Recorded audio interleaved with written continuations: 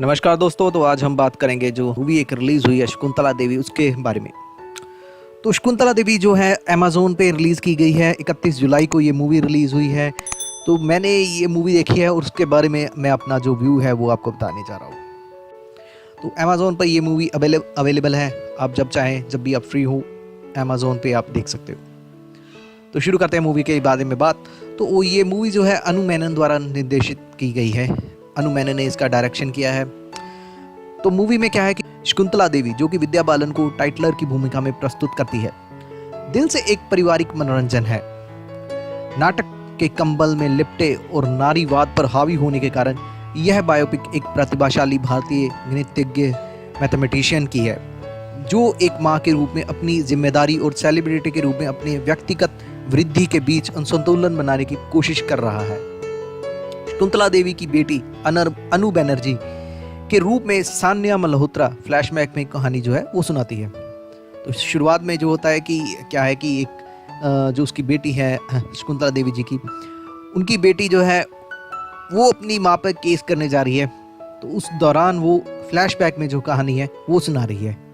तो होता क्या है कि हम शकुंतला देवी को जो देखते हैं, जिन्होंने गणित के क्षेत्र में कई पुरस्कार जीते हैं और एक ही झटके में कठिन से कठिन समस्याओं का हल करने में उनके लिए नाम जो है विश्व रिकॉर्ड है उनके पास है।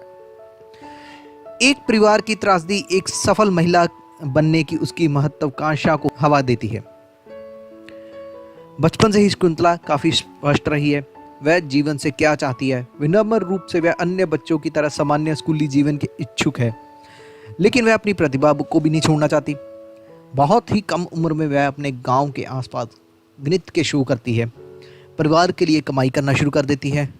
जैसे जैसे हम ये जो कहानी जो आगे बढ़ती है, वैसे उसमें दिखाया जाता है कि वह अमेरिका चली जाती है। लंदन सबसे पहले जो है लंदन में जाते हैं, और उसके बाद जो उसका आगे प्रोसेस होता है वो काफ़ी कंट्रीज़ में जाती है और वहाँ पर भी कई शो करती है। और इसी के साथ उन्हें एक नाम मिलता है ह्यूमन कंप्यूटर का।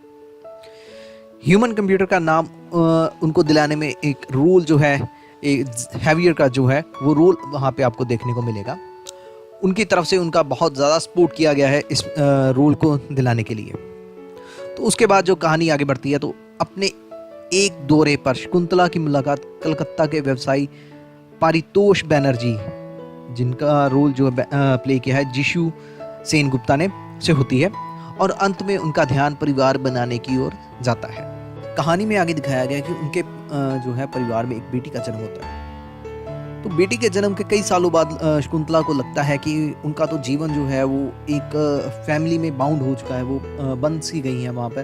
तो उनको लगता है कि उनका जीवन जो है वो शोज करने के लिए बना, उनको जो है एक्सप्लोर करने के लिए बना है। तो वो जो रंगमंच से है वो दूर नहीं रह सकती। तो इसी के साथ कहानी का जो दूसरा अर्क है वो शुरू होता है। यहाँ से शकुंतला की अपनी महत्वाकांक्षा और मातृत्व के बीच संघर्ष शुरू हो जाता है, और इसलिए परिवार का नाटक जो है वो यहाँ पर खत्म कर दिया जाता है। पूरी फिल्म के दौरान निर्देशक अनु मेनन ने यह सुनिश्चित किया है कि दर्शक यह कभी ना भूले कि शकुंतला एक गणित की प्रतिभा माहिर है, लेकिन वह हमें यह भी याद दिलाती रहती है कि वह एक कमजोर माँ है। एक माँ के रूप में उनको वीक दिखाया गया है कि जो माँ के रूप में वो रोल जो है वो प्रॉपर अदा नहीं कर पा रही, लेकिन एक बढ़िया मैथमेटिशियन है। माँ के रोल में कमजोर दिखाया गया है, जो अपनी बेटी के करीब रहना चाहती है। हालांकि दोनों के बीच संतुलन बनाने की कोशिश में शकुंतला देवी की रील यात्रा काफी नियमित दिखाई दी गई है। यानी कि उसको ज़्यादा शो नहीं कुछ किया गया कि उनका जो रोल है वो क्या रहा है, कैसे उन्होंने अपने लाइफ को जो है वो स्टेबल किया है, यानी कि बैलेंस बनाने की कोशिश की है अपने प्रोफेशनल लाइफ और पर्सनल लाइफ में। तो कहानी की शुरुआत में क्या होता है कि विद्या बालन की एक बहन भी दिखाई गई है। छोटी उम्र में उनकी बहन है, तो उनसे एक उनकी जो है कम्युनिकेशन होती है, आर्ग्यूमेंट होता है। तो उसमें जो विद्या है वो कहती है कि मैं एक बड़ा आदमी ही क्यों बनूं, मैं तो दुनिया की सबसे बड़ी औरत बनूंगी। क्योंकि उनके जो रोल में दिखाया गया कि उन्होंने दिखाया है कि हमेशा पुरुष ही क्यों आगे रहे, महिला आगे क्यों नहीं जाती है। ये एक बढ़िया चीज़ है। यहाँ पे एक अच्छा जो कंसेप्ट है वो दिखाया गया है कि हमेशा ही जो मेल्स हैं उनको क्यों ही आगे किया जाए, क्यों ना फीमेल्स को भी आगे किया जाए। हमेशा यही क्यों कहा जाता है कि मैं एक बड़ा आदमी बनूंगा। ये एक अच्छी उदाहरण दी गई है यहाँ पर। लेकिन स्क्रीन पर यह वास्तव में परिलक्षित नहीं होता है। फिल्म की तेज गति दोनों पक्ष और कमबैक के रूप में काम करती है। शकुंतला बड़ी बड़ी बातें कहती हैं, हम उनमें से कुछ को पूरा करते हुए भी देखते हैं, लेकिन यह वास्तव में एक उपलब्धि के रूप में सामने नहीं आती है, क्योंकि हम कभी यह नहीं देखते कि इसके पीछे क्या था। विदेशों में पॉश घर खरीदने के लिए और अपने परिवार के लिए देश भर में उड़ान भरने के लिए दवा के खर्च उठाने के में सक्षम नहीं होने से कहानी इतनी तेजी से आगे बढ़ती है कि हम शुरुआत के बारे में लगभग भूल जाते हैं। यह बहुत जल्दबाजी महसूस होता है, क्योंकि अब जब आप मूवी को देखेंगे आपको लगेगा ही नहीं कि आपने जो आधे घंटे पहले क्या था उस मूवी के बिल्कुल ही अलग जो है वो आपको वहाँ पे देखने को मिलेगा। ये काफ़ी तेज़ी दी गई है, इसके बेटर था कि थोड़ा सा इसको एलैबोरेट करते जो डायरेक्टर हैं।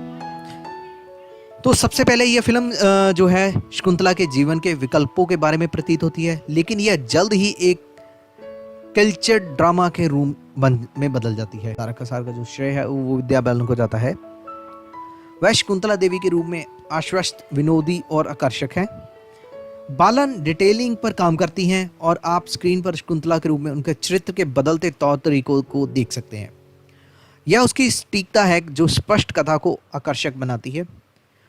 उनके बिना फिल्म एक सुस्त घड़ी होती। सान्या मल्होत्रा भी अपनी भूमिका में बखूबी लगती हैं।